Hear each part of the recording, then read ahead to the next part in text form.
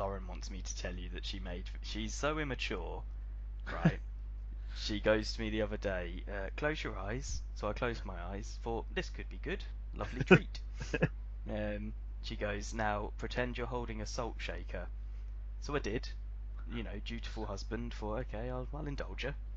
And then she goes, and this is a test to see if you can imagine yourself tasting salt. So pretend you're shaking the salt into your mouth.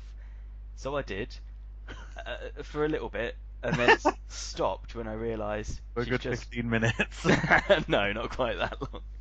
I'd say about 30 seconds, if that. Then stopped when I realised that she was cracking up because I looked like I was wanking off a horse into my mouth. Please tell me she filmed it. Nope. The fool didn't bring her phone. And then she said to me, will you do it again so I can film it? It's like, no. So immature. I was annoyed. She was happy though. She was cracking up for ages because of the faces I pulled. Because you're obviously fucking retarded. I laugh at retarded people all the time. Do you really? Yeah. So now you know. She was like, oh, you should tell Tim what I did. He'll be impressed. He was impressed, Lauren. She says good. She just said it's so hard usually to get me to do it. Well, it's usually hard to get me to wank a man off into my mouth. Oh, to fall for tricks. Yeah, because usually I just it's trick not that myself. difficult for you when I'm concerned, though, Matt, because obviously the penis has rested on those laurels. That's not a trick. It's not like April Fools. Here's my dick on your lips. Wasn't a clever trick. Okay. Do you want to begin? Yes. Okay. Alright. Yeah, you ready? Yeah, let's do it to it. Okay. Hello everybody, welcome to episode... Absolutely ridiculous. The worst intro ever. Nothing has had a worse intro than that in the history of mankind. I've been looking forward to doing that since I woke up this morning. Literally, since I woke up this morning. It's like, we're doing the podcast later on. Then I was thinking, what episode is it? And then I was like, I'll just do it in a fucking stupid voice. And that's literally what I've been waiting for. Well, that's tremendous. So that's been episode 4. We'll see you next week. Okay. It's only episode 4. It is only episode 4. Even though we've recorded about 12 now. So yes, good afternoon, ladies and gentlemen. Welcome to episode 4 of Chit Chat with Tim and Matt. I am Tim. And I am Matt. And today we have things to talk about. Nice. Special edition. Special edition. Now I've got quite a few things written down, Matt. Which we obviously won't tackle all of them today, but we'll do the other ones on the next episode. Obviously, I thought we could kick things off with coming off of last week's episode when we were talking about times we've argued, how we used to hate each other. Yeah. Yeah, I remember. We've had at least 400 tweets asking us about how did it come that we hated each other and then became such good friends. Okay, can you tell me what account they're being tweeted to? Oh, I've just heard the birds in the morning, and I assumed that was what they were asking. Were they like the racist birds from Dumbo? Yes. Of course they were. Why did I even need to ask? There were all those racial stereotype crows. So yeah, we mentioned that we'd argued before and stuff, and then when we first met each other, I believe I wasn't in. Was I? I must have just sort of started sixth form or been the year before sixth form. Well, my memory of everything is I was aware of you for a little while, because I was friends with a few people in your year at school. Because I'm a year younger. Yeah. That's why I've kept my looks. Or was it? Oh no, it must have been GCSE. Yeah, I must have been GCSE. Yeah. my first year of GCSEs and your last year. Is it Yeah. GCSEs are 2 years, aren't they? Yes. Yeah. Yeah. Yeah. Because Yeah. that's when I became friends with our mutual friend Ian, Yeah. who was already hanging around with like him and the other guy in my year, Jacob, and like Ryan were already hanging around with some of the people in your year. Yeah, because the sort of link from my point of view was Caleb and Jacob were Mm, brothers, yeah, and obviously Caleb was in my year, Jacob was in your year, and that's where we all started mixing. that is it. That ended segregation. They were sort of the Rosa Parks of the, of the group. Yeah, because like it was the I mean Bristol they're called Jitters, down in Kent they were called Grebos. It was the sort of skatery Yeah. alternative. What are they called in Bristol? They're called Jitters. Jitters. Jitters. Oh, look at them jitters. You fucking jitters. And do they don't have skateboards, they have like mini tractors. They don't have skateboards, but interestingly enough, again, I was talking to my friend Keaton, who's a fountain of knowledge, Bristol born and bred, and I was saying to him and his girlfriend when we went out the other week, I was like saying that, oh, I used to be, in Kent, what's called a grebo, and I said, and he was like, what's that? And I was like, well, I know in Bristol you call them jitters, Jitters. I and love it. and he said to his girlfriend, he was just like, oh, Chloe, you remember the jitter bench at school. So even in Bristol, they were still, just that's your bench. Yeah, we had our own bench. We had our own bench. Like, that's your bench. Don't fucking move. Yeah. Don't you dare think about stepping on the sports field, you fucking cunt. You stay on this fucking bench. Well, to be honest, would any of us? Were any of us like, oh, fancy a game of footy today?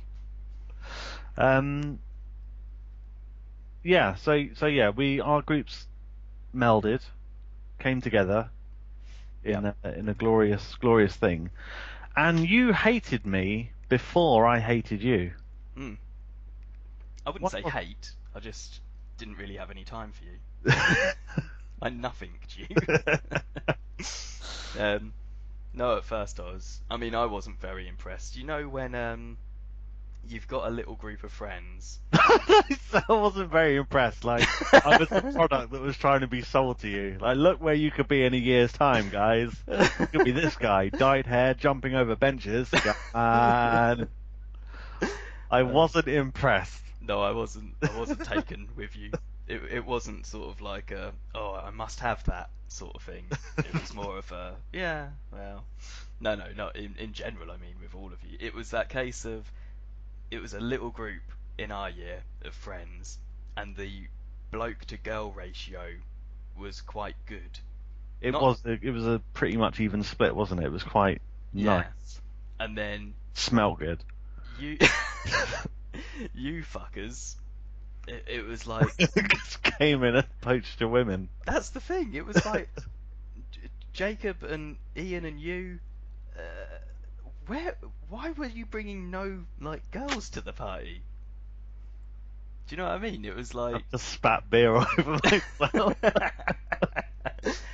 I mean, I don't know what was up, but you didn't seem to have any female friends. I mean, that's not true. Obviously, there were girls, but for some reason, the girls in your year were sort of all quite unobtainable. Now, I'm not saying that I was obtaining any of the girls in my year, because I wasn't. It took until after I'd well finished school before I was like, finally, like, let's find a girl here, okay? Ironically, though, you have ended up with a girl from my year, so Oh, that's true, yeah. go.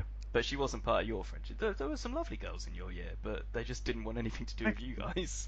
Yeah, I mean, that's the thing. Yeah, there were lovely girls in our year, but none of them.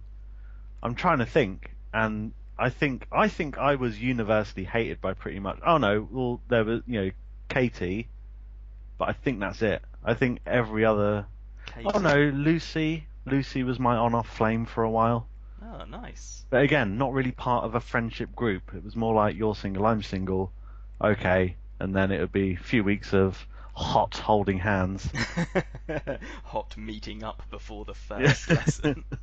So you can go, you alright? Yeah, I'm alright. Yeah.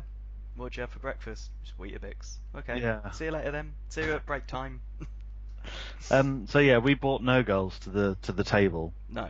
And I That felt like, I mean, our girls, we had your, I'm not going to say surnames just in case, but we had your Becky H's and your Amy oh, J's. And you say just in case we bought Justine. You got that. I was lost for a moment. I was like, what? What You did got I say? that. We bought Canadian grapes. Yeah, you brought someone who instantly got into a long-term relationship, and then that was it. Done. Off the table. Yeah. Yeah, because she was with Matt B for a long time during those heady school days, those crazy days. I remember there was one time I was talking to him, and he was, you know what you used to do in school? You do the same thing at gigs, where if you're at a gig or at school with your girlfriend, you stand behind them and put your arms around them. You know that sort of I did pose? that. Oh, what gig were we at recently? We were at a gig recently, and we were fairly near the front, and I found myself doing that, and I was like, oh, this just feels like fucking school again. Yeah, it's like I must protect my woman, Yeah, stake yeah. my claim. Um, yeah, I was talking. I think I was actually talking to Justine. Matt was standing behind her like that, and he just put her hand down her top and was just like playing with her boot, like under bra. I could see Mm. that his hand was under her top and her bra, and was just playing with her nipple. And I was like, I can't concentrate on what I'm saying. I can't just talk to her while you're just fondling her. This is madness. Mm. I think I walked away in the end. They weren't bothered either. That's the really sad thing. It was as if like, oh good, he's gone. We can have a Um, good old grope. so yeah, so we bought No Girls, which obviously caused a lot of issues with you. Well, no, it wasn't so. I mean, it's that thing of when you've got a little close knit group of friends, you sort of think to yourself, we don't need more people. Mm. Like it used to really annoy me if anyone said like, oh, we're all gonna go hang out behind the leisure centre after school, and someone would say, oh, I'll bring like Jason. And I'd be like, I don't want Jason there. You all may think he's great. You know, you have maths together in the afternoon. That's great, lovely. Keep it in maths. I mean, I've grown out of that now. It's just that like petty sort of jealous. These are my friends, and this person's gonna come in and they're gonna show me up, and you know. Yeah, yeah. Yeah. But the trouble started with Robin, wasn't it? Yeah. Who started. So yeah, we didn't really have, that last year of GCSEs. We didn't interact or do anything. But I really never knew the seething, venomous hate that was actually brewing beneath your skin. You make it sound like I'm some sort of psychopath. And then we had, when we started sixth form. Yeah. So you were in the last year of GCSEs, and I started my first year of sixth form, and we had three. No, we had quite no. No, you were gonna say three new girls. Yeah, and I was getting. Hang on, I was No, getting. you're muddled getting up. your ladies confused. Hard to keep track, isn't it, Tim? When you've had as Um, much poon as you. but No, this was that's when Roddy came, wasn't it? yeah when Yeah. started sixth form. When I started sixth form is when That's the right. others came. There we go. Yeah. So yeah, Robin came to our school, and that was quite like a hot commodity, wasn't it? That was like new girl, Yep. not only new girl, but attractive girl, and it was sort of like, I mean, it was literally like dropping a fucking leg of chicken into a dog pit Yeah. with the guys. People were foaming at the mouth to Oh, just and the like. cock. Yeah, I'm sure. Pre-cummy. So Very sort of teenaged, angsty, like, I wonder if she likes me. yeah, it was. And I mean, and it was the fact that she came with assets as well. She had a house which was free for a lot of house parties. Yeah, didn't she? Her first week. First week, 3-day house party. Yeah. Which Three- I didn't attend because I had to go to proper school. I wasn't in sixth form. Yeah, 3-day house party, very first week. That's who Robin came with. Robin came with Hannah. No, that doesn't ring a bell. Hannah was the The less important friend. smaller, slimmer one. Oh, with blonde hair. Yeah, freckles. Yeah. Mm, No, I remember. yeah, Because their friendship didn't stand the test of time, did it? it didn't. No. Partly because Robin came in and was like, "Hi, boys," and everyone was like, "Get out of the way, whoever you are." uh, yeah, so hot commodity. mm, Um, and then her and our friend Duncan had like a little thing for a while, and it was yeah. never, if I remember correctly, it was never like an official thing, was it? They were just very, very, very close, messing around sort of Yeah, I never thing. really got the full story on that, because it came off like they would have sleepovers, Mm. and then she'd be saying that nothing happened, and he'd be saying that shit She's went down. pregnant. Yeah. But Um, I got all that information secondhand. yeah, but there was definitely something going on, but yeah, like I said, never official. Mm. And then you had me and Caleb Yeah. vying for her affection, which was where you know, if I was a black person, the way you treated me could have considered a hate crime. Oh my god. So far we've mentioned the racist crows, the Rosa Parks, and now you're comparing yourself. Yeah. Okay. Yeah. So, Happy Black History Month, everyone. uh, and in the end, I I got there. Well, ultimately he won. Ultimately, he won. How Yeah, does he? What do you mean because ultimately? well, years later he got the girl. Oh yeah, I got Yeah, there first. you got there for yeah. It's your sloppy Okay. sister. Don't worry, we'll make that clear after you'd used her up. um. So yeah, and I think it was like the first weekend or like the first week we were together. Me and Robin were at our friend Ben's house, like not a house party, just a little get together, a few beers and stuff. And then Robin got a text from Caleb, Uh, my first or was it memory. you? No, No, I no, no, wasn't. you weren't man enough to. I wasn't even involved, Timothy, No. until you dragged me into it. Here's from my point of view. I mean, Caleb may have texted her first because I think they used to text back and forth quite a lot. Hmm. And you two were together at this point, weren't you? You and Robin were in a sort of like steady relationship. Yeah. I'm gonna put my arms around you and stand behind you every lunchtime. But yeah, so I don't know who fired first on this fateful evening, but certainly I got the brunt of the hatred. So let's say that Caleb texted her first. Yeah. Yeah. And then did you text back from her phone? To my phone? I think I don't know the way that I remember it, and this is obviously fucking what, like 15 years ago. Yeah, we're still um, haven't quite figured out.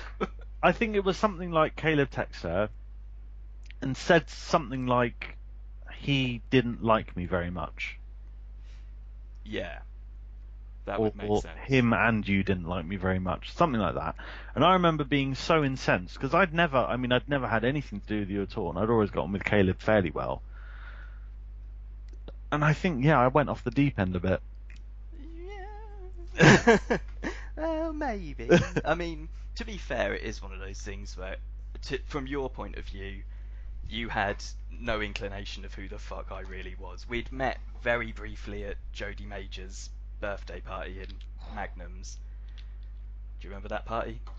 That is the party. It was the most epic night. I met you. It was, set the scene. Explain. So this is, I mean, I think I could just happily talk. This is one of my fondest memories of my school life, Yeah. and it is basically what you couldn't ask for a better fucking first like house party situation sort of thing. Oh yeah. The setup was Um, perfect. yeah, our friend Jodie Major I or thought we weren't Jodie M, saying surnames. tons of them, tons of Jodie Majors. Um, her mum and dad owned a wine bar in Tenterden where we used to live, which was above, what was that furniture shop called? Merchant Merchant Chandler. Chandler. Yeah. It was above Merchant Chandler. And it's a really nice wine bar. And basically, they decided to sell it, I think. Yeah, they were leaving for one Yeah. reason or another, and And so they said to Jodie, we've got rid of the staff. There's no staff. yep. Um, It was her there is, birthday as well, wasn't it? yeah, there is a whole bar of alcohol here. A whole bar of alcohol, pumps, bottles, fucking everything. Yeah. Whole bar of alcohol here. Me and your mum are going to go to London for the night. You are sweet, what, 15-year-old? Must have been. She may have even been as young as 14. 'Cause Yeah, I think I was 14 at this party. yeah. Invite all your friends round Yeah. and finish the bar for free. Thinking back, that's quite fucked up. That It's incredible. they When let would that. that ever happen again? No, that's a once in a lifetime. Yeah, and I remember turning up at the house party and like to get upstairs, that you had to knock on these like big doors on the side of the building, and then it was like this sort of like nice sort of carpeted staircase going up. And I knocked on the door, and Duncan opened the door with a Bacardi Breezer all ready for me. Oh. Oh yes, and it was a night of first. It was the first night that I got properly drunk. It was the first night I wore a bra, first night I wore makeup, first night I had nail varnish on. It was the night you became a young lady. um, and like one of the massive things was that there was a fucking, like when you used to go into like Woolworths or you go into like a fucking Co-op or something, you have the ice cream cabinet, Yeah. all the Fabs and Magnums. They had one of them Yeah, I know. fully stocked. Remind me, because this mini part of the bigger story ends with you doing something with one of those lollipops. Did it? Yeah, I don't know if you. This might be why I don't like you. I'm sorry, I mean didn't like you. Sure. It was just a perfect party. It was everything you could want. All of your friends were there. There was just the right amount of drama where it didn't ruin the night, but it was fun to watch. Sort of Oh thing. yeah. I remember I was all happy because Becky H from my year was getting upset about something, and all of the boys had flocked round her, and I saw that she was like crying about something, so I went over, and I remember someone, I can't remember who it was, said to me, "Oh Matt, no, just leave her alone, leave her alone." And she saw me and just wanted a hug from me, and I was like, "Yeah, I'm her gay best friend." Ah. So yeah, that party. Hmm. How did we get onto that? This was how I was aware of you before this party, but I Oh properly yeah. met you at this party. There was a setup where the toilets were like, it was just like a pub sort of thing, Yeah, it was wasn't it? down a corridor, wasn't it? And you had the toilets on the left and right. Yeah, that's right. And I first met you. I went for a wee, walked down that corridor and saw someone like sitting on the floor, totally naked, I do remember that. except for socks, I believe, covering his genitals with one hand. And I walked down and just go like, "You right?" And this person goes, "All right, I'm Tim. How are you?" Covers his genitals with his other hand and holds out the original hand to shake me by the hand. So I was like, "Ah, yeah, good to meet you." And that was the first time that I'd like spoken Decided to that this you. person needs to die. I was like, well, no, I thought it was funny. I wasn't like being like, "Oh, how dare he." I mean, I still had that sense of like, ugh, this would be better without the big kids here. But no, I did think that was funny, and I think that's a lovely way for us to have met, because that's sort of how things have been ever since. Me Yes. being sort of fairly reserved, and you trying to wipe a dicky hand all over me. Um. So yeah, and then obviously like a year later we had the whole thing with Caleb and Robin. Um. And I was texting back Caleb or you. I think Caleb was with you at the time. Yeah, Caleb was with me. Yeah. But for some reason, you texted my phone, because I got a text from what I thought was Robin, because it was from Robin's phone saying, "Why don't you like Tim?" And do you remember what I texted back? I do.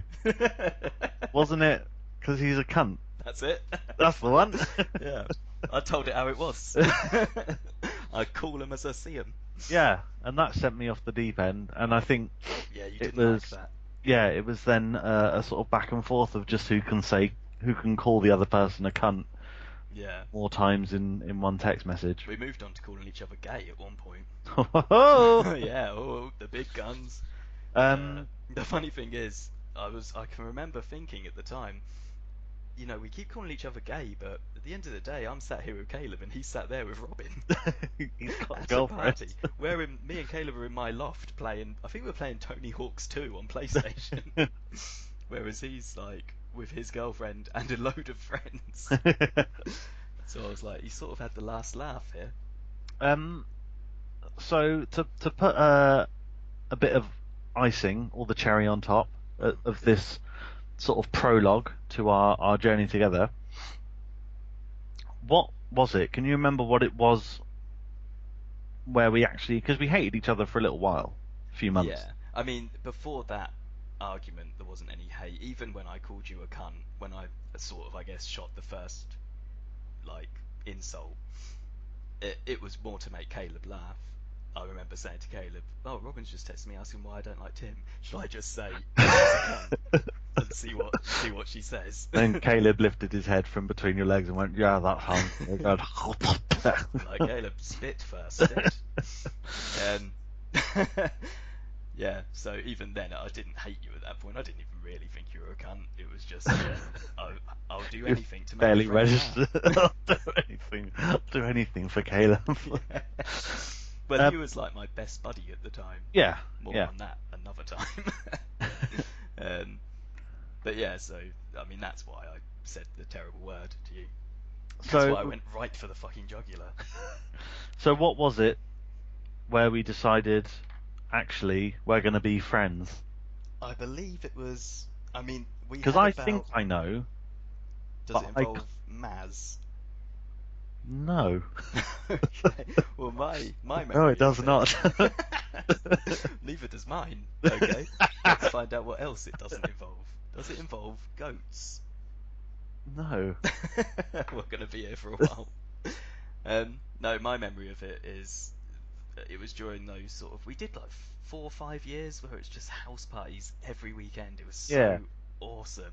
And really, Jodie's party kicked it off. And Yeah. I don't remember what the last one was.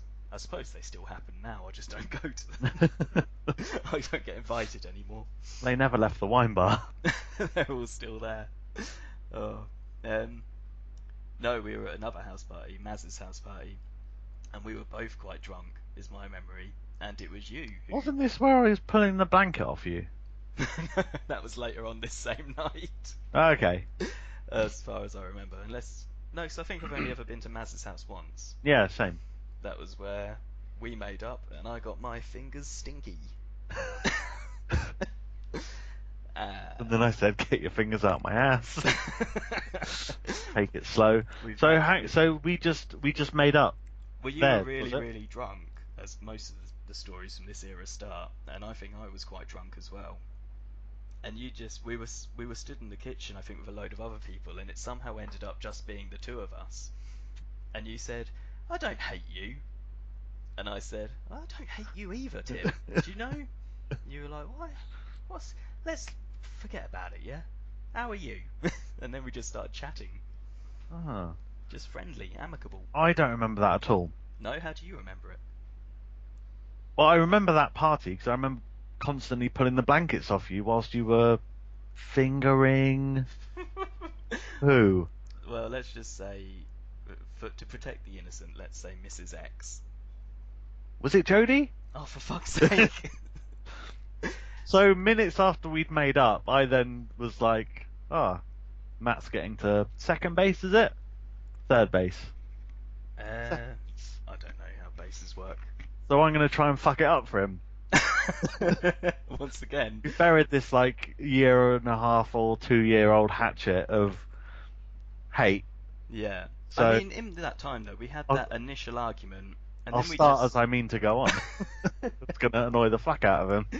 We didn't really... have any more contact after the initial argument, did we? It was just like shooting each other dirty looks now and again. Yeah. Sometimes people would ask me like, "Why don't you and Tim get along?" And I'd break out that old classic, "'Cause he's a cunt."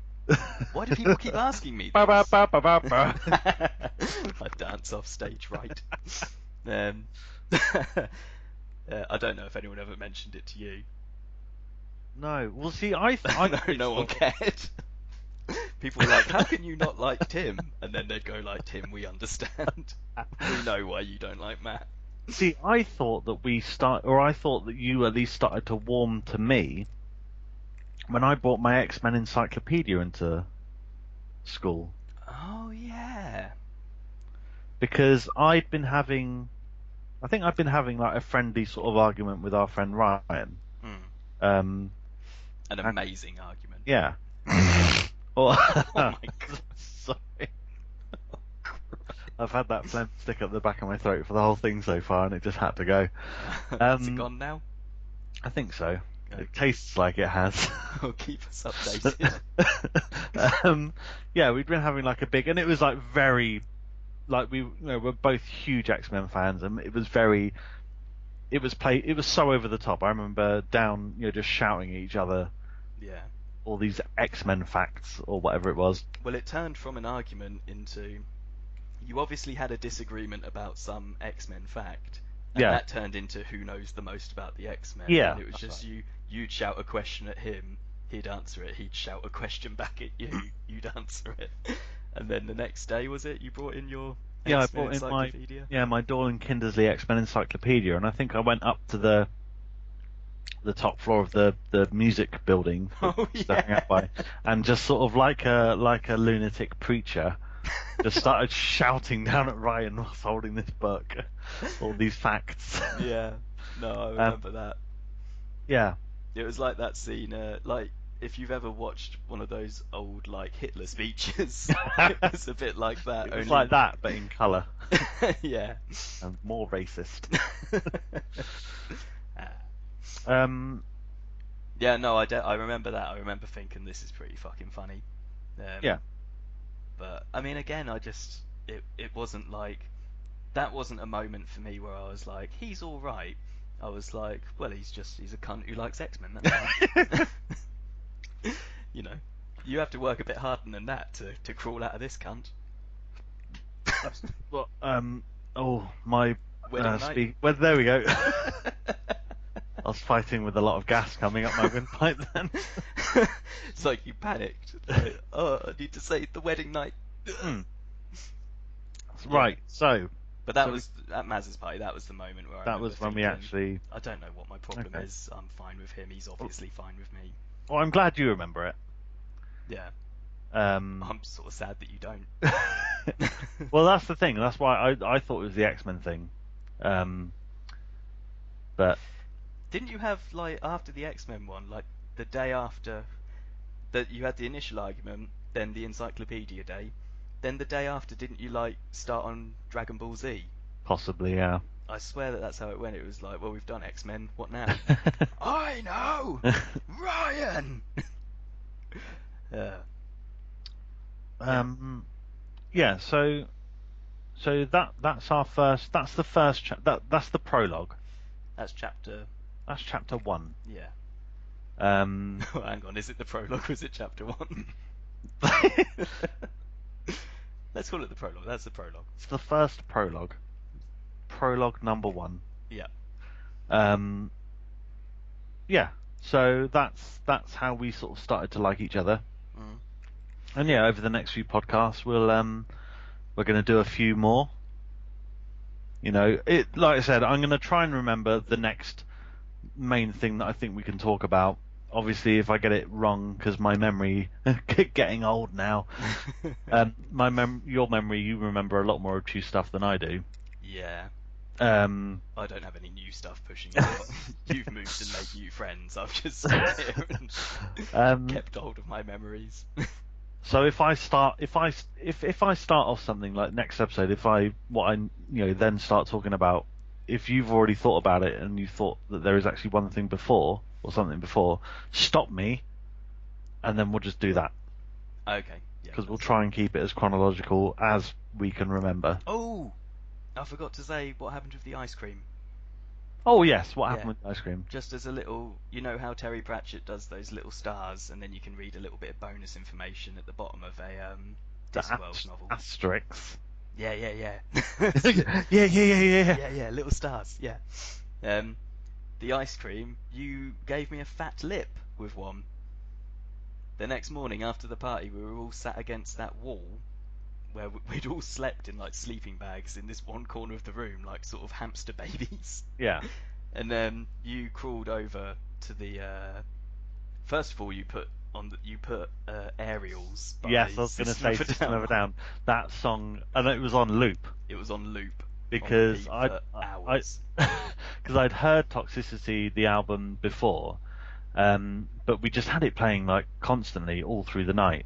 Yeah, And then when I woke up the next morning, I think someone had copied the album for me, and I'd never heard Aerials because that was like the last track, wasn't it? yeah, yeah. And when Aerials came on during the night, I was like, fuck me, this song is good. This song's fucking incredible. And so I woke up like before everyone else and just had it really loudly on loop. Yeah. We'll get on to your issues with sound at some point. But yeah, so you put that on. That was loud. Then you asked if anyone wanted an ice cream. And I was like, I'd like an ice cream. My mouth tastes like furry old beer and shit. This Tim guy's not too bad. Yeah, I can see myself never hating him. And you got, from across the room, you got an ice cream out and you threw it so hard and straight. And it Overarm. it wasn't, it was like sideways sort of thing. I don't think you were even looking. Threw it and it just cracked me right in the lip, and my lip instantly like swelled up. And I remember thinking, this really hurts. No one seems to care. No one gave a fuck. I kept saying, oh, my lip really hurts. Is it swollen? And people were like, yeah, it is quite swollen. Anyway, and I was like, oh, I had to put the ice cream on it to try and like cool it down. It was throbbing so much. Speaking of my wedding night. Did you get ice cream on your wedding night? Other like little side notes of the party, like I said, it was my first hangover. It was also my very first McDonald's breakfast for a hangover the next morning. Also, our two friends, Justine and Matt, managed to have sex for the first time, thanks to me. Oh, did you pop a rubber on him and I wetted him up. Well, hang on, Matt, hang on. There we go. There we go. Just get that on the shaft. That's fine. Me and my friend Ian had come from his house, from his mum and stepdad's house, and I remember his stepdad Pete. I can't remember if he either asked if we had condoms before we went, or he gave us condoms before we went. It was one of the two. That's a bit weird because you would have only been 15. I think we had them. I think we already had them because he was just like, if you're gonna fuck, what, each other? Put a rubber on. Yeah. You're gonna fuck my gay son too. Oh, Dad. Gonna fuck in front of me. Rubber up, people. Nothing turns me on more than safe sex. And so I had all these condoms. How many did he give you? What? Well, no, I think we already had them. I think I'd already bought them. And I think he was just asking before he drove us down there. And we got there. And I think my original intent was using them on Jodie. Amazing. With or without her consent. But you thought, don't know if she's got anything. To quote the Uncle Monty from With Nell and I shall have you even if it's by burglary. But that never really happened. I think I was too smashed. I think it was on the cards. Yeah. But I was too drunk. But I don't even remember, for a good 12 hours during the party, Justine and Matt had like locked themselves in one of the toilets and were just doing everything but in there for ages. Yeah. And in the end, I like knocked on the door, and Matt answered the door and just popped his head up, naked as the Tim is naked later on. Yeah. Of course. and I was like, "Do you want a condom?" He was like, "Oh, you're a lifesaver." So I gave him a condom, and then they came out later. After Thanks, 12 Tim. hours locked in the toilet, they came out after 2 minutes, like, all done. Yeah. Been holding it in all this time. Must come. Also saw Justine's tit Oh, during nice. the Being fondled, or? yeah, they came out and they were sleeping on the floor next to me and Jodie, and as is my wont, I pulled the blanket off them. Become sort of a theme. Yeah, got Every a party. nice slice of Canadian's finest. the Canadian Alps. Yeah. So yeah, there was just a lot of good stuff. Were they good boobs? Because they're big boobs. They were good boobs, good big boobs. Nice. I often tell Vicky mid coitus, like, these are nice, but they're not 15-year-old Justine nice. On your wedding night, for example. Yes. Just no, while we're midway through exchanging vows. And they said, "Does anyone have any objections?" I was like, "I don't have an objection, but there's one point I'd like to raise." I'd just like to, I've not mentioned it yet, and going into this, Vicky, you'd better just understand, these two, not the best I've seen, so... So that's the first Tim and Matt reminisce. Yeah. It almost ended, and then we got sucked back in. I could talk about stuff that happened for hours, and we will over the course of several podcasts. Yes. So what else is there today? Let's get back to the present. Well, this is the thing. The past is for the dead, Tim. I've got 1, 2, 3, 4, 5 things to. A couple of them shouldn't be too long. So how are we doing for time? We're about 40 minutes in. Okay. Just under. So we've got plenty of time. Okay. The choices. Okay. Another little thing. Yeah. And this doesn't need to be like a weekly thing, but I was thinking about it the other day, and I just thought, it might be something quite fun to bring up here and there, every couple of episodes or something. Whenever you think of one, you can bring it up. Whenever I think of one, I can bring it up. Standout moments in gaming. Oh, okay. And what, that we've experienced together, or just in general? Just in general. Okay, that's just fine. in general. And the one that I was thinking about, this one is sort of like for both of us. Sands of Time? No, Worry Within? Sands of Time. I knew exactly you were going to go to Worry Within. Yeah. Now, for anyone that hasn't played the Prince of Persia games, get a life. Yeah. Now get with the prince. Now, don't get me wrong. Warrior Within, obviously, we won't spoil it or go into detail about it, but there's the moment about 2/3 of the way through the game where everything gets turned on its fucking head. Yeah.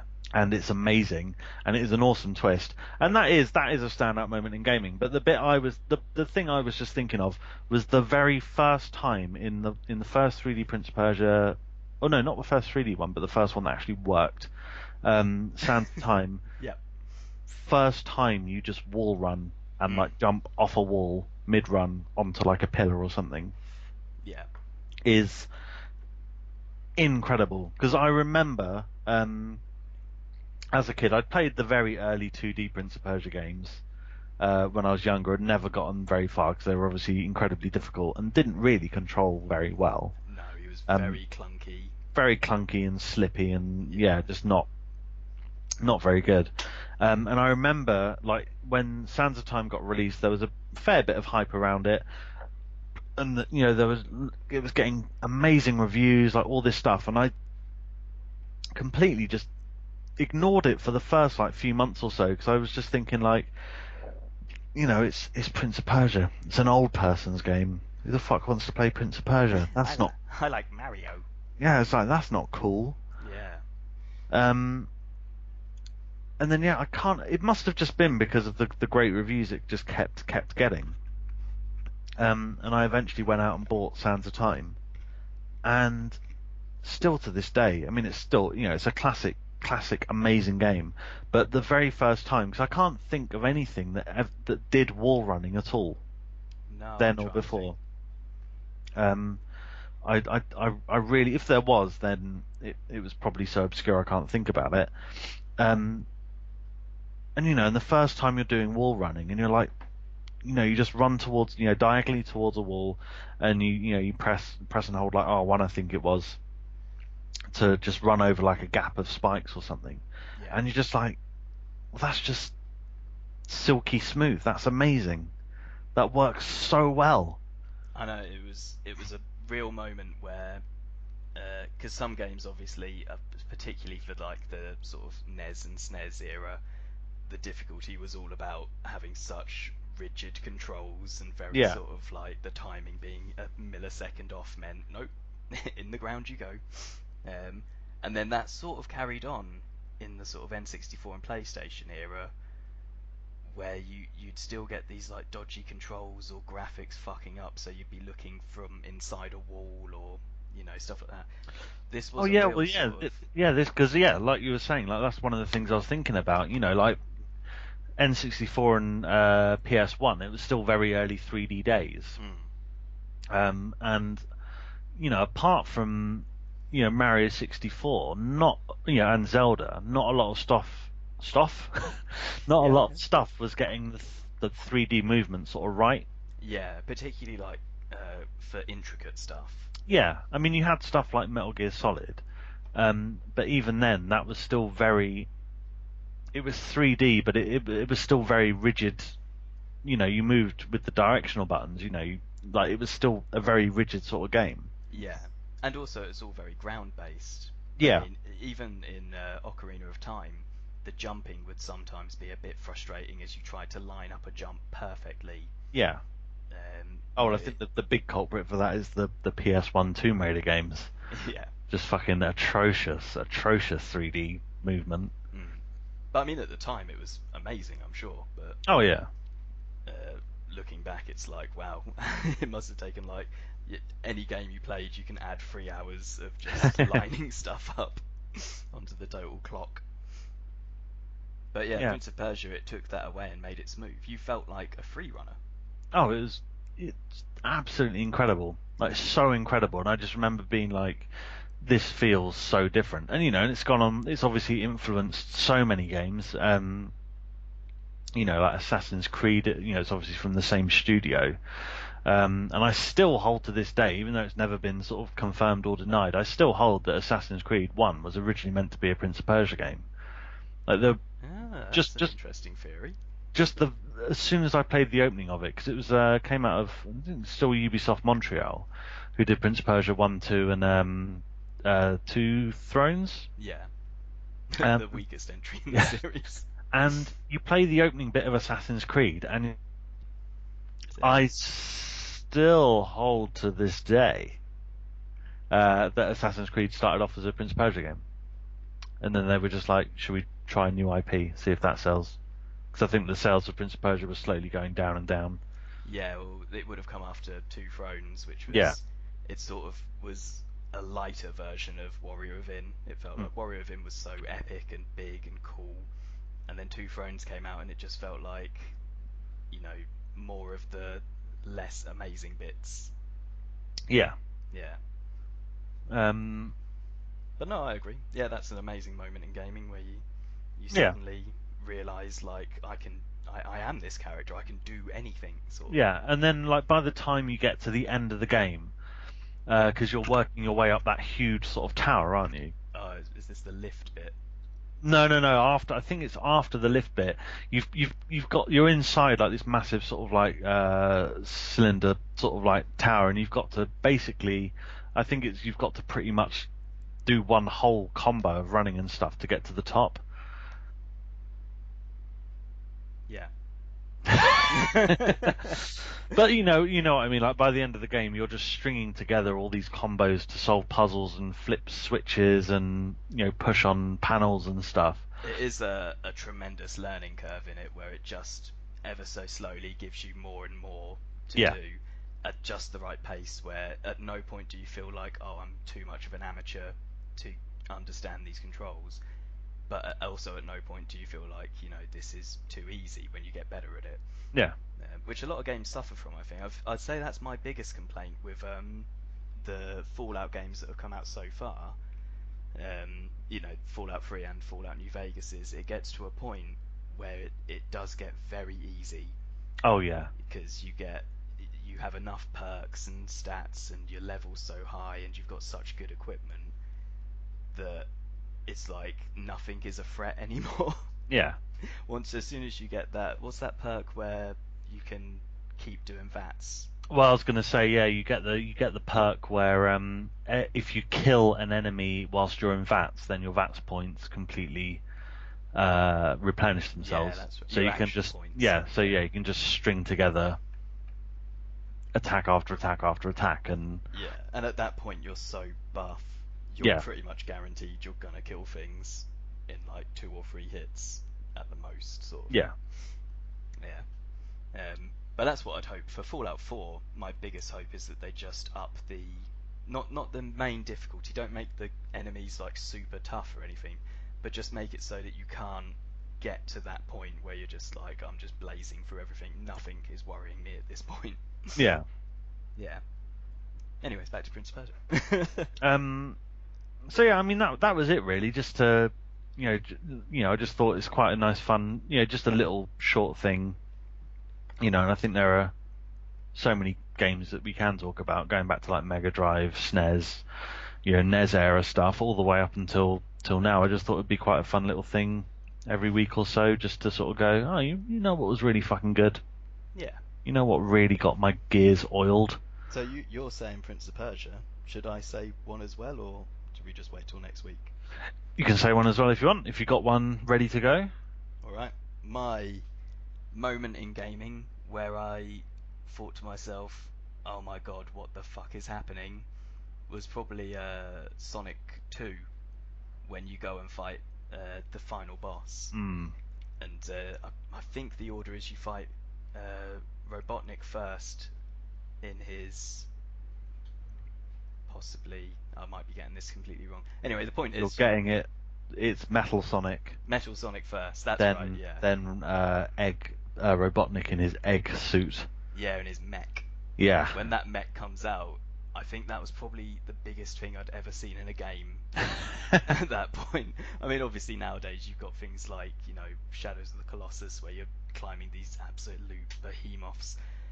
But at that point I was just like, how can I beat this giant robot? As a kid, I could never ever defeat Robotnik.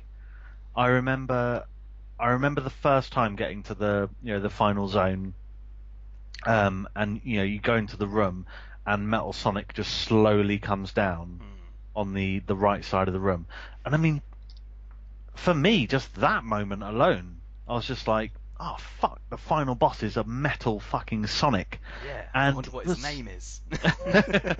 And I just remember like being like, this is fucking amazing. Like, that if the game had ended there, I'd have been happy. Yeah, but that's my point. It doesn't. Because like Metal Sonic himself was so tough, and he was so fast and quick, and you really had to get like the pattern memorization down. And then I finally remember, after God knows how many attempts as a kid trying to do him, finally remember doing him. And then like you said, you go into the next bit, and Robotnik comes down in this huge screen filling fucking suit. Or isn't this the point where you chase him first? Yeah. He goes running off, you chase him, and then he jumps into this suit that springs out of the ground. And I just remember thinking, well, Sonic's going to die. That thing will just step on him and that's the end. And as you say, I'd had no continues left, no extra lives, no rings, one hit and it's all over. And you're going back to the beginning. Yeah. It's insane, because like now, I think it was after the first time I ever completed Sonic 2 properly, was on the collection that they released for the PS2. Oh, it was some years after. Oh yeah. It was ages after. And then playing it as an adult sort of thing, and I was just sort of like, okay, going through the patterns, all this sort of stuff, and I can do him now without getting hit. And it's just so mental just to think back then that you know, when I was younger, and like, you know, the first time, just there was just no fucking way, no way in hell. I've still never finished Sonic 3 for the I same haven't. reason, because he's got like 10 different fucking forms. Is Sonic 3 the one with the like clown zone? Yeah. Yeah, I can't get past that one, but not because it's too hard, because I seem to always get to a point where I'm stuck. With the floaty platform. Yes! It's How the fuck do you get past that floaty dick platform? Just jumping at the wall. the worst. Yeah, it's horrible. Um, I think, yeah, I think from what I've read that is a, you can't get out of there. Yeah, You've gone the wrong it's a way. trap, isn't it? It's like a Yeah. glitch in the programming where it's like, well, guess what? Now that you're here, you're done. Turn it off, go do some homework. Yeah. And not, yeah, I've only gotten to Robotnik a couple of times. In the, you know, for the final sort of bosses. And yeah, he's got like 5 forms, and they get just more and more ridiculous. Was that in Sonic 3? Yeah, Yeah, I've never gotten there, so. Well, it's ridiculous, ooh, I want to. ridiculous. But yeah, Sonic 2. I mean, you know, I think we are both agreed that Sonic 2 is the best Sonic. Oh yeah, Yeah, hands down, easy. Sonic 2 is, you know, phenomenal. Sonic 1 great. Sonic 3, even though never completed, does have some stellar music. And Oh yeah, is it Metropolis Zone? that's in 2. No, that's Aquatics. No, hang on. Hydro City? Hydro What's City, 3? yeah, that's in 3. Hydro City is Hydro City Act 2 is my favorite Sonic music. When you're ever. running across the water. Yeah. Wasn't it Michael Jackson? Yeah, I think there's like bits of speculation and stuff and whatnot, but I think the general consensus is that Michael Jackson did have at least some hand in the Sonic 3 music. Good lad. What's he up to nowadays? You never hear about him anymore. Is he still bad? He's still bad. Okay, well that was fun. So Nice yeah. little insight. I've got like 8 already that I can think of. Well, yeah, I just thought, you know, if we you know, bring a couple to the table each week or whatever, Yeah. that'd be dandy. Yeah, do we have time for one more thing, or do you want me to roll this stuff over to the next episode? No, we've got time. We've been going just under an hour now. So Okay. let's do one more thing and then hold on to the rest. One more thing. I completed Arkham Knight today. Oh. No, go on. Was it good? It was very, very good. As far as the detail in the world, it's probably one of the most detailed, stunning looking games I think I've ever played. The attention to detail, like whenever you go into like the Gotham City precinct, or you know, Oracle's tower, Bruce Wayne's headquarters at Wayne Towers, every environment, every little environment, regardless of whether, you know, it's just offices or whatever, the attention to detail is mind-boggling. Okay. Whenever you actually take the time to just stop and just move the camera around and just look at everything, you're just like, Jesus fucking Christ, they have crafted this world from top to bottom. Yeah. There's no like reproducing the same bland. No, not at all. Like, it is stunning. You know, just how varied everything is. Yeah, you know, so yeah, environments and everything, absolutely incredible. The Batmobile stuff is fine. I don't really have a problem with it. Driving the Batmobile around and everything is good. But they do really shoehorn it into so much stuff. Yeah, you said going in that was what you'd heard, and that Yeah. was going to be a sort of an issue you thought. Yeah, I mean, it was never an issue where I was just sort of like, fuck this game, but it was, it you know how you think about, like, you know, you think about Dragon Ball Z and you think, oh well, you know, it's a good job that Boo didn't really turn up until the last season. If he'd have turned up instead of, you know, Vegeta and Nappa in season 1, they'd have been fucking wiped out. Yeah, everyone's fucked then. Yeah, and it's kind of the same with how much they make Batman reliant on the Batmobile. You're just like, well, how the fuck did he manage to cope for Arkham City, Arkham Origins, and Arkham Asylum. How the fuck did he manage to cope? Because he seems to be relying on doing this for every tiny little thing. Okay, yeah, I see what you're saying. Um, like literally, you're almost doing sort of platforming puzzles with the Batmobile, which Okay. feels a little bit weird. Like it feels a bit weird. Like I said, the combat, I didn't really mind the combat. It's fine. You upgrade the Batmobile and get new abilities and stuff like that. And the Batmobile porn, Matt.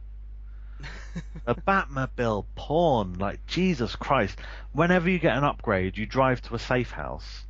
Like Lucius is on the phone to you and he goes, "I got a fucking upgrade for the Batmobile here." Oh, that's Lucius, is it? That's Lucius. And so you like drive to a safe house or whatever. You go in, and then the whole backdrop of the backdrop of the safe house, like all the walls and floor fall away, and then the Batmobiles, the camera's panning underneath, like the chassis and stuff, and you're seeing like all the screws getting taken out by all these robotic things, and all the stuff's being put in, and you just really get a detailed look at every tiny little nut and bolt of the Batmobile, and you're just sitting there and you're like, I'd fuck the Batmobile. I was mid-toke. And yeah, it just it again, the attention to detail is mind blowing. Yeah, that seems to be where the game's next stop is, doesn't it? Just Yeah, making everything, just working really hard to make everything as immersive as possible. yeah, like without a doubt. And the story was very good. But I mean, I don't even really know if this is going into spoiler territory because you can see it coming for a fucking mile off. But the whole point is that there's this new sort of vigilante kind of guy called the Arkham Knight, Okay. who knows all of Batman's moves, knows everything about Batman. Knee-jerk reaction. Who do you think that'd be? Based on the comics, Based on your knowledge of Batman? Jason Todd. Well, yeah. And you see it coming from. Oh, it is. I thought I got it wrong then. Yeah, no, you see it coming from an absolute mile off.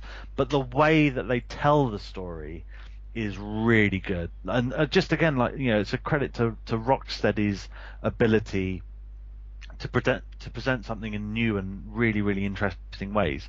Because obviously the Joker was killed at the end of Arkham City, but Batman is still plagued by hallucinations of him, and Joker is constantly, and it's Mark Hamill again returning as him, but he's constantly appearing and commentating on what you're doing throughout the entire game.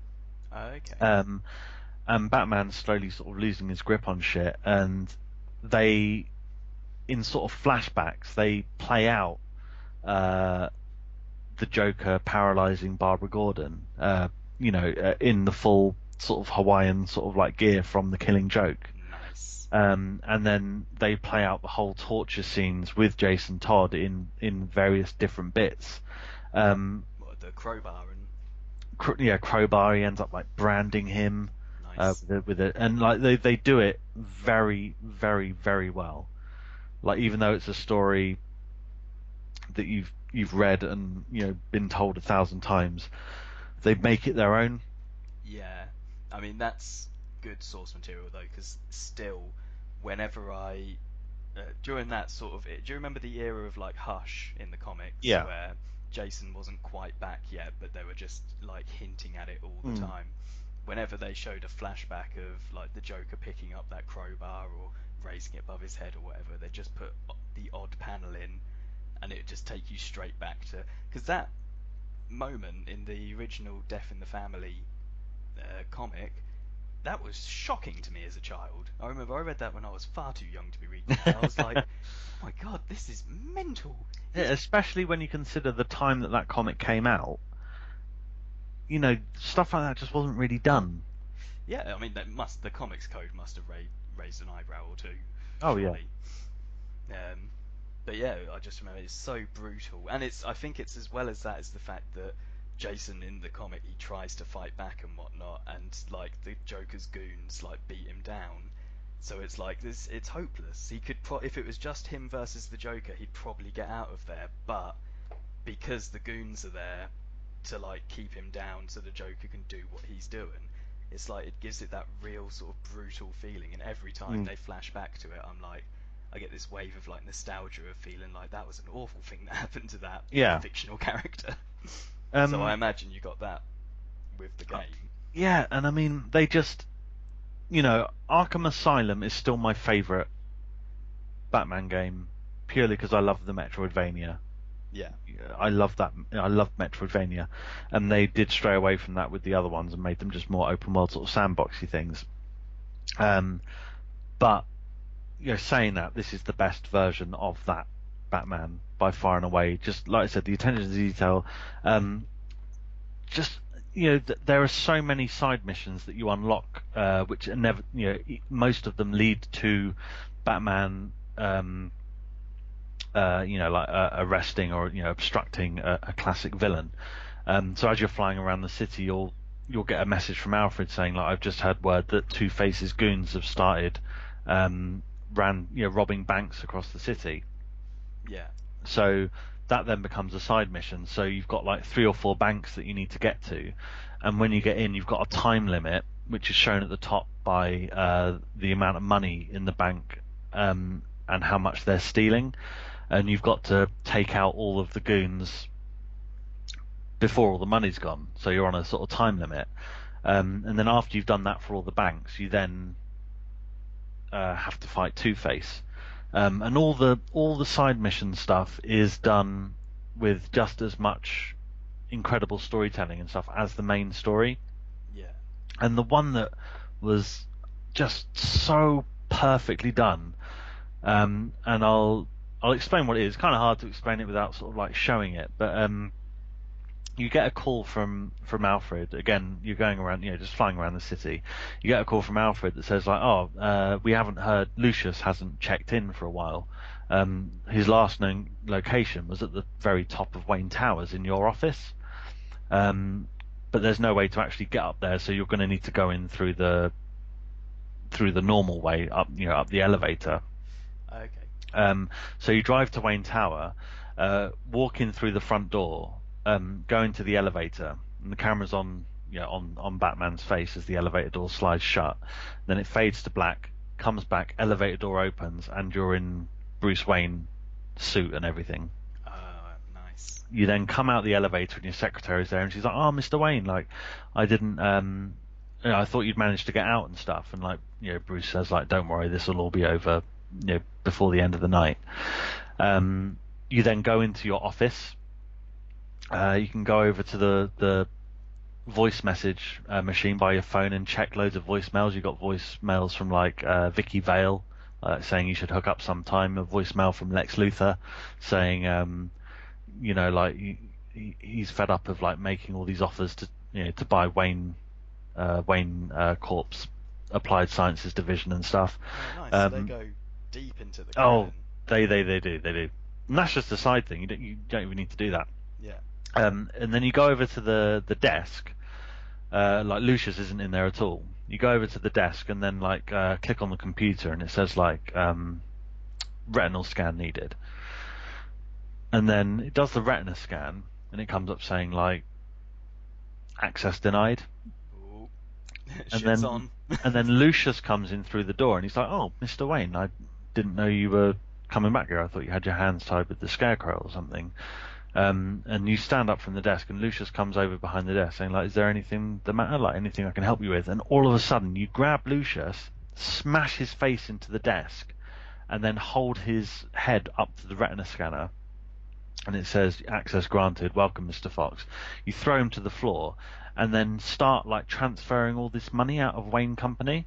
Okay. And then the camera zooms out of the scene and you realise that it zooms out on Batman watching this as CCTV footage.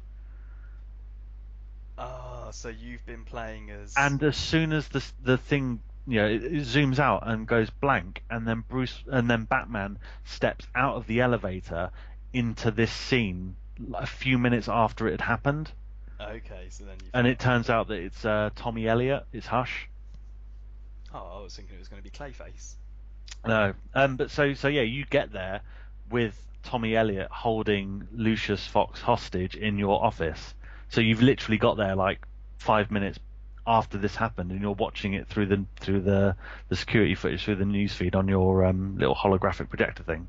Yeah. It was just so cleverly done because like as soon as it said access denied, I was like, what the fuck's going on? And then when like Lucius comes in, I was like, has Lucius fucked us over or something? Like, what's happening? And then as soon as you realise what's going on, it's just pulling, like Rocksteady like to do, like, pulling the carpet out from underneath you. Yeah. And it's so good. And there were so many little brilliantly effective, awesome moments like that just throughout the whole game. And it was a huge game as well. Yeah, because Absolutely you've massive been playing that for a week now, maybe?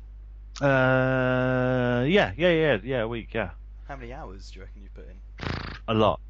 A lot I've of put in a hours. lot, and I won't go into spoiler stuff. I won't go into any spoiler stuff, but there's a very clever way that they leave the game open for you to sort of go back and carry on with the side missions and everything. Okay. But yeah, phenomenal game. My one main gripe, which was really annoying me, is that the whole sort of climax of the game goes on for a good few hours of like missions and stuff, and every time by this point you're fighting like the strongest enemies in the game. It is very tough. It's playing through on normal, but even at the end it is very tough. To point out, the whole game, you could play through the whole game beginning to end of Arkham and not see a single loading screen. The whole world is seamless, Oh, nice. completely seamless. But whenever you die, it has to load up the whole game again. Like it has to load up the whole world again. So Okay.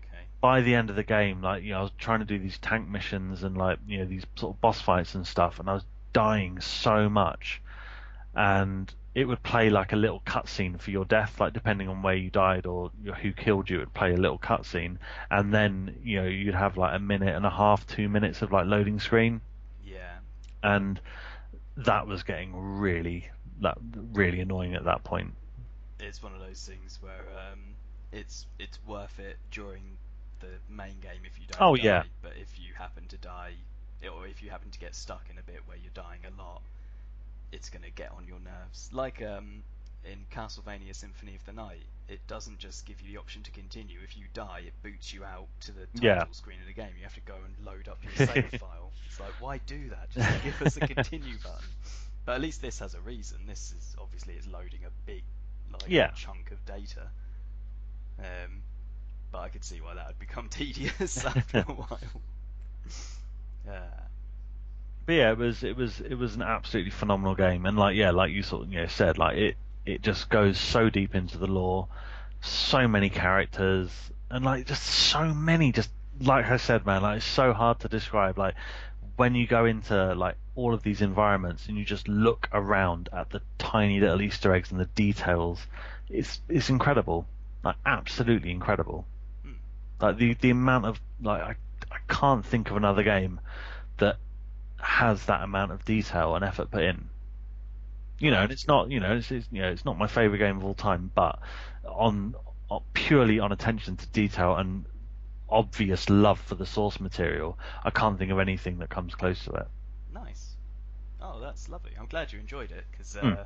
you weren't such a fan of the last one, Yeah, and as you say, you really, really enjoyed the first one. So it's always a bit disappointing when you love something and then its sequel comes out and you're a bit like, yeah. I mean, I was definitely a little bit wary going in, but I'm glad I did. Like it was great, and and it came with two extra sort of like side chapter DLC things. One where you play as Harley Quinn, and another when you play as the Red Hood. Um, and I think they said for like the next 6 months they're going to be updating it with DLC and stuff. So we'll see how the first, because I mean there was a lot of controversy going in because the season pass for this game. I mean normally a season pass for a game is normally between 15 and 20 quid. The season pass for this was like £40. Just Nearly as much causing, as the game itself. yeah, so that was causing a lot of people to go like, well, that's a lot. And their defense was, well, we're going to be making as much available as there is already in the game. So I'm going to hold off on like the season pass and just see if it does seem worth it, or wait until the season pass goes into a sale and I can pick it up for like 15 quid or whatever. Yeah. But I'm That's- definitely wanting to. I mean, that's the thing. I'm definitely wanting to get back into the game and go and carry on these side missions and these unfinished cases and stuff, because it's just such a joy to play through. Yeah, I mean that's a testament to they're obviously confident if they're charging nearly double for Yeah, the season pass. They've obviously know they've got something sort of yeah. special. Um, but yeah, oh that's good. I haven't played a game since you were down, except for a brief bit of Dark Souls where I was like, wow, this is a lot easier when I've got Tim giving me advice. um, yeah, okay. We're at hour and about an hour and a quarter actually. By the looks. Okay. Well, shall we wrap this bitch up? Well, I was just gonna say before we go, um, just a little chat about America. America. Well done, America. Well done, America. Uh, I mean, really, when was it that sort of it was illegal to be gay? Full stop. If you were gay, it was a crime. That wasn't that long ago, was it? It was like the 50s, maybe the 60s. Possibly, yeah. Because I mean, I know. Well, I know with like England, because you had um, who was the guy? Was it Turin, the guy who did the Enigma machine? Just in the Benedict Cumberbatch just played him in the film. Uh, but that was during the Second World War, Yeah. and he got chemically he was gay, and he got chemically sterilized, even though he basically won the war for us and stuff. They're like, thank you very much. Now if we just stick these needles in your balls. Yeah, Um, but we don't like them fags. yeah. So yeah, I mean, that would be mid 40s, late 40s. So yeah, 50s, I'd guess. Yeah. Yeah. So at last, they finally said that this institution that is meaningless to some means everything to others. Finally, it has equality. Yeah. Because Yeah. guess what? Just because gay people can get married doesn't mean straight people can't anymore. Yeah. Everyone can. Let's all enjoy a bit of wedded bliss. I'm married. You're married. It's good fun. Yeah. Yeah. And yeah, so we're all for that. Yeah. No, it's great. Absolutely great news. Yeah, I do like someone put something on Facebook of some sort of protest rally that a load of fucking rednecks had put together, where they were saying like, oh, it's not American to be gay, and da da da. This is our country's gone to shit, and they all had the Confederate flags, like Oh, for waving the God's Confederate sake. flags. And it's a bit like someone had put a caption comment on it saying, claim that it's un-American to be gay, and then wave the flag of a traitorous part of America.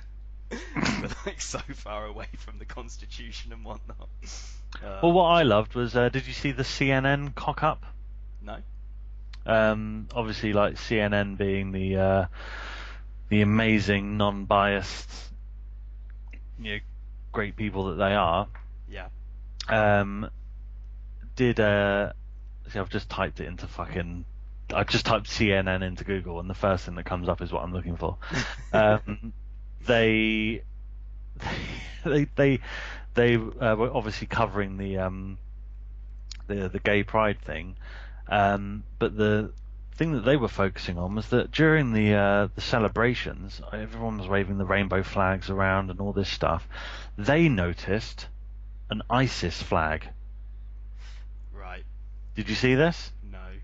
They noticed a flag which was definitely the ISIS flag. Well, there's only one conclusion I can draw from that, So of Timothy. course, this meant, well, ISIS are gay, or gay support terrorists. Then turned out very, very quickly after this got broadcast that it wasn't an ISIS flag, it was a flag with dildos on it.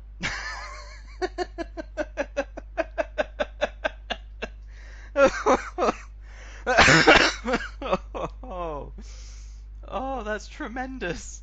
Yeah, That's the best thing ever.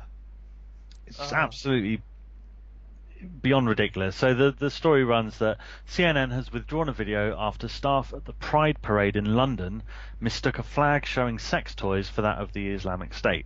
In an exclusive report on Saturday, the CNN anchor said the ISIS flag amongst the sea of rainbow colours was spotted by a CNN international assignment editor. The CNN journalist Lucy Paul told viewers she had seen a man dressed in black and white waving what appeared to be very bad mimicry, but a very clear attempt to mimic the ISIS flag, the black and white flag with the distinctive lettering.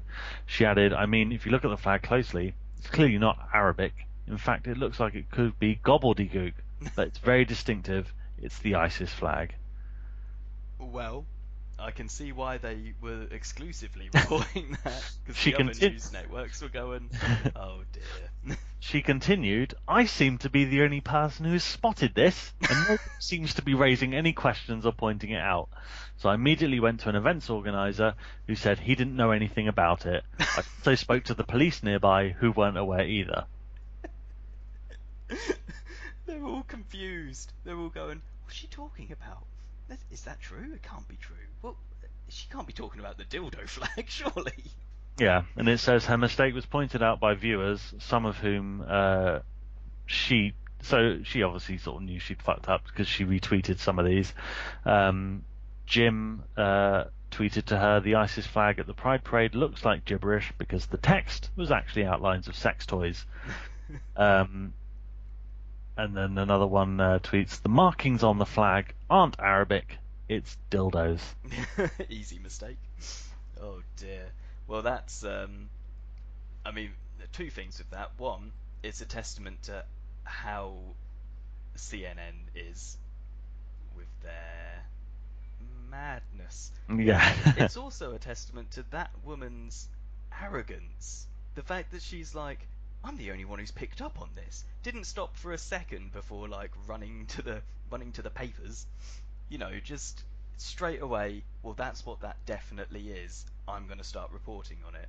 You know, didn't stop to think, didn't stop to like question. Well, that seems a weird mix of two weird sort of things. Absolutely ridiculous. At least she's sort of owning it now and, you know, retweeting what people have told her. She's not trying to be like, no, no, no, no. I know what I saw, people. But, yeah, it just doesn't make a lot of sense. That's lovely, though. I mean, that's perfect, isn't it? Yeah. That just sums it up, doesn't it?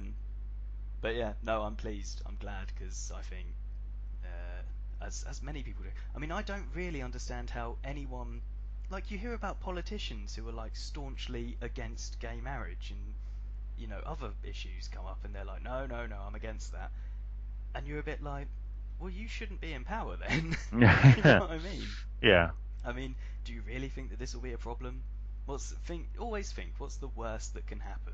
If two gay guys get married, or two gay girls get married, what's the worst, the absolute worst that can happen? Well, terrorists win, I think is what we've learned. Yep, the terrorists win. And, yeah, it's all going to be Obamacare. Yeah. I do love a bit of mental sort of, what's the word for it? Sort of, I mean, they're the extremists, really, aren't they? The people who Yeah. are like, I can't take that this might happen for someone else, sort of thing. It's like, well, I don't think it really affects you. You know what I mean? Yeah. No, it's just, but it's like talking to a brick wall, isn't it? It's so, you know, these opinions are so ingrained that you could be shaking. Oh, let's go. Shaking them and screaming in their faces, and they just wouldn't hear you. No, I mean, you could have all the evidence in the world to the contrary, and it'd still be no, no, no. It's destroying the sanctity of marriage. It's Yeah. like, it truly is not. It is absolutely fine. If your marriage is shaky, I don't think you can complain that because of gay people. Absolutely ludicrous. Yeah. So that's a bit of politics. Hmm. Yeah. We can get political at times. I mean, I don't know a lot about politics, but I'll be happy to say an opinion on something I don't fully understand. Yeah. Cool. Do you want to wrap up then? We'll wrap up. Do you want to throw out the tweets and emails and websites and stuff? Yeah. The Twitter is @FishMonkeyWorld. The emails are matt@fishmonkeyproductions.com or tim@fishmonkeyproductions.com, and you can find all of our juicy stuff on www.fishmonkeyproductions.com. And we've also got Facebook pages, Bridge Burner Gaming, or you can search for Fish Monkey Productions and they'll come up. We've also got YouTube channels, but to be honest, I think that's enough. I think if Enough you to be haven't getting on found with. it by now, I mean, I question whether you should be using the internet. Sorry, I've started having a go at the audience. Just at the end, I sort of went a bit mean, but that's fine. Lovely stuff. Cool. So we shall see you all lovely people on our next episode. Yeah. So it is goodbye from me. And goodbye. Whoa! Whoa! You're stepping on my line there, I see. Well, go on then. You do it then. And goodbye from him. Me, Matt. Me, Matt. Okay then. We'll see you later. See you later. Bye. Bye. Bye. Bye. Bye. Bye.